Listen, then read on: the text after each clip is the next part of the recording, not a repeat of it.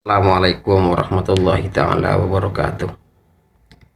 Andaikan betul bahwa Habib itu bisa menurunkan rantai terbuat dari emas dari langit, maka alangkah baiknya jika Habib itu membuat tambang emas sebagaimana yang ada di Papua. Jadi nanti tambang emas ini bukan hanya ada di Papua, tetapi ada di Jawa, ada di Sulawesi, ada di Sumatera, ada di Bali, dan lain sebagainya, dan lain sebagainya. Ini akan menguntungkan bukan hanya bagi umat Islam, tetapi bagi bangsa dan negara juga. Negara akan mampu bersaing dengan dunia-dunia barat.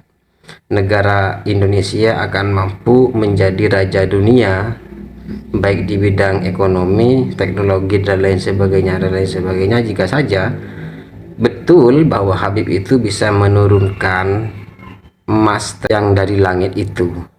Selain itu juga ada salah satu Habib yang menyebut bahwa ada Habib lain yang bisa menurunkan air susu dari langit. Maka bagi saya sangat penting untuk kemudian para Habib ini membuat pabrik susu di seluruh penjuru, di seluruh pelosok, baik dari Sabang maupun sampai ke Merauke. Supaya apa? Supaya Habib ini membantu generasi muda untuk tetap sehat dengan meminum susu. Tetapi misalnya jika tambang emas dan pabrik susu ini tidak bisa dibuat oleh Habib, maka sudahlah, berhenti ceramah yang itu hanya akan membutakan masyarakat, khususnya warga Nahdliyin. Karena sekali lagi saya tegaskan, yang menjadi objek dari doktrin-doktrin semacam ini bukan Muhammadiyah apalagi Salafi, tetapi yang menjadi objek dari doktrin-doktrin semacam ini adalah masyarakat awam yang masih lugu, yang masih murni, yang tidak tahu apa-apa, yang ujung-ujungnya fanatik buta terhadap para habaib. Kisah-kisah semacam ini hanya akan membuat masyarakat akan berkhayal untuk kemudian memiliki karomah sebagaimana habaib dengan cara menghamba secara berlebihan terhadap para habaib.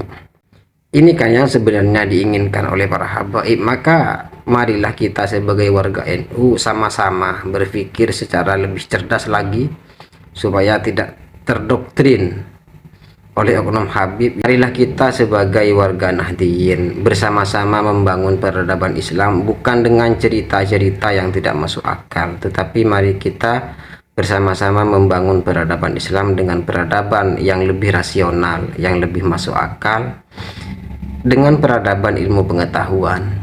Karena hanya dengan membangun Islam dengan peradaban ilmu pengetahuan, maka insya Allah Islam tidak akan kalah dengan dunia barat. Islam tidak lagi berkiblat kepada dunia barat dalam segi ilmu pengetahuan. Semoga ini didengarkan oleh para habaib supaya setidaknya ada sebuah kesadaran bahwa ada yang salah di dalam tradisi umat Islam saat ini di dalam mendidik generasi Islam. Umat Islam saat ini atau generasi dari umat Islam saat ini bukan terdidik untuk mencintai ilmu pengetahuan, tetapi terdidik untuk memuliakan Habib secara berlebihan, di mana orang-orang akan bertamanni, akan berkhayal untuk kemudian mendapatkan karomah sebagaimana karomah para habaib itu. Sekian dari saya, semoga video ini bermanfaat. Assalamualaikum warahmatullahi ta'ala wabarakatuh.